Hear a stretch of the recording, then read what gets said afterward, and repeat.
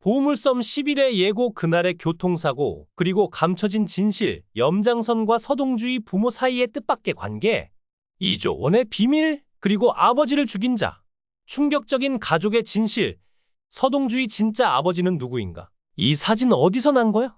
아는 사람이야. 응, 우리 아빠야. 이번 에피소드에서는 모두를 놀라게 한 출생의 비밀이 드러났습니다.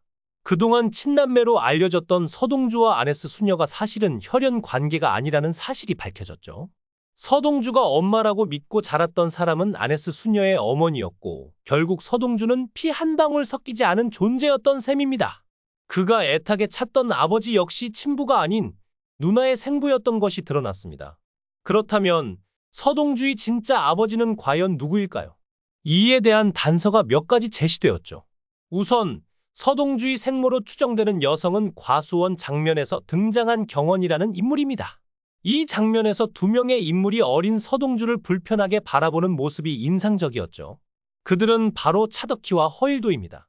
차덕희의 남편인 여수호가 아이 성현이를 안고 있는 모습에 허일도는 불쾌함을 감추지 못했고, 이는 어쩌면 허일도가 성현이로 인해 아버지를 잃었다는 자책이나 원망에서 비롯된 감정일 수 있습니다.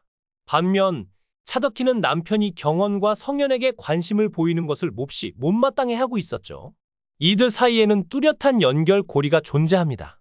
그 열쇠는 과거 안기부에서 염장과 함께 일했던 관리자가 쥐고 있을 가능성이 큽니다. 분명한 사실은 그날 여수호의 차량에 함께 타고 있던 세 사람의 정체가 밝혀졌다는 것입니다. 운전석에는 여수호, 조수석에는 성현의 생모 경원, 그리고 뒷좌석에는 여자아이처럼 보였던 성현이가 앉아 있었던 것이죠. 병원이라는 인물이 등장하기 전까지는 뒷좌석에 아이를 아네스 수녀로 착각했던 사람들이 많았지만, 차덕희는 결국 세상의 말만 믿고 남편을 신뢰하지 못했던 듯합니다. 그날 공비서는 차덕희의 지시로 여수호의 뒤를 쫓고 있었고, 허일도는 염장의 명령을 받고 트럭으로 여수호의 차량을 들이받습니다. 차는 산 아래로 추락했고, 구조 요청을 외치던 성현이의 목소리를 무시한 채 공비서는 그대로 집으로 돌아가 모두가 사망했다고 보고한 것이죠. 하지만 어린 성현이는 기적처럼 살아남아 겨우겨우 아네스 수녀의 집 앞까지 찾아온 것으로 보입니다. 허일도가 여수호를 제거하려 한 이유는 단순히 차덕희의 곁을 차지하려는 것뿐 아니라 성현이까지 없애고 싶었던 감정이 작용했을 가능성도 있습니다. 한편 서동주의 어린 시절 이름인 추성현을 기억하는 인물들이 의외로 많았습니다.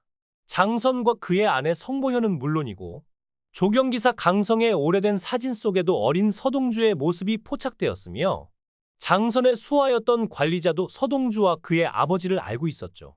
결론적으로 서동주는 과거 학생운동 중 염장의 손에 목숨을 잃은 허일도의 동지였던 것으로 보입니다. 강성과 관리자가 서동주를 알아본 것도 같은 이유입니다. 강성은 서동주를 보며 대학 시절 함께 운동을 하다 세상을 떠난 친구를 떠올렸고, 관리자가 그의 아버지를 기억하는 이유 역시 당시 무자비한 고문을 가했던 인물 중 하나였기 때문입니다. 참고로 민들레는 염장이 안기부에서 활동할 당시 불법 도청을 일삼던 비밀 작전의 이름이기도 합니다. 그렇다면 왜 대상가의 사람들까지 추성현을 알고 있었던 걸까요? 차 회장은 성현이를 이렇게 회상합니다. 여수호가 가끔 집에 데려오던 여자아이처럼 생긴 어린 남자애. 만약 성현이 여수호의 친자가 맞았다면 그는 절대 집에 데려오지 않았을 것입니다. 즉, 여수호는 학생운동 중 희생된 절친의 아들 성현을 책임감으로 돌보고 있었던 것이죠. 반면 허도우는 성현을 달가워하지 않았고, 강성의 사진 속 허일도 역시 일행과 떨어져 성현을 차갑게 바라보는 모습으로 등장합니다. 이 모든 이야기의 진실은 이제 점차 그 베일을 벗고 있습니다.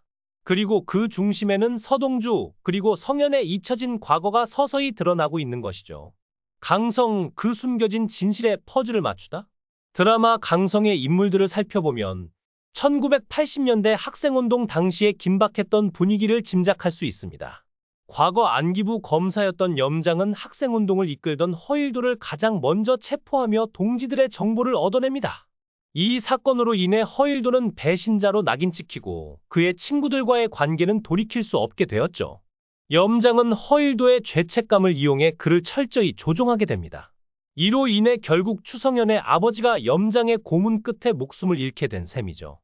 허일도 역시 그 죄책감으로 인해 성현을 마주하는 것이 쉽지 않았을 것입니다. 하지만 시간이 지나면서 그 죄책감은 무뎌지고 결국 불편함과 불만으로 변해간 듯합니다.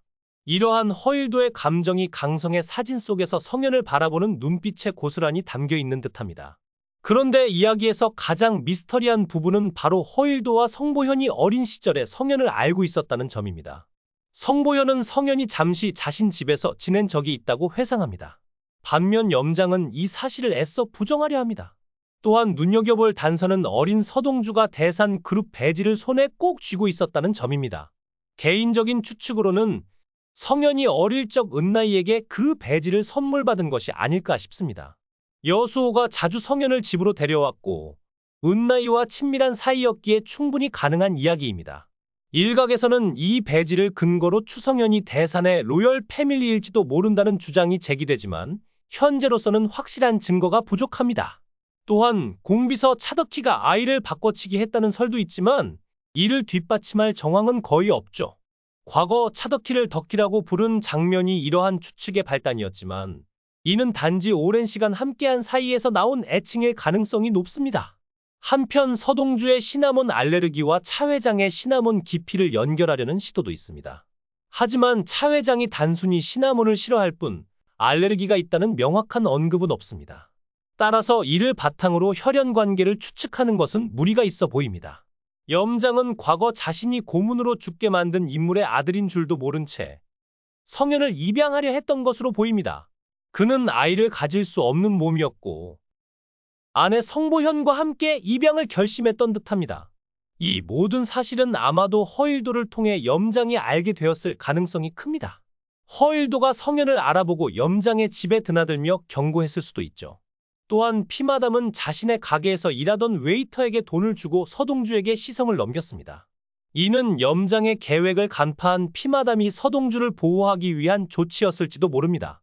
염장은 훗날 성현이 자신의 약점이 될 수 있음을 깨닫고 제거하려 했던 듯합니다. 이번 에피소드에서는 허일도가 서동주를 암살하라는 염장의 지시를 받은 후 양심의 가책을 느끼고 오히려 서동주를 구해주는 반전이 펼쳐졌습니다.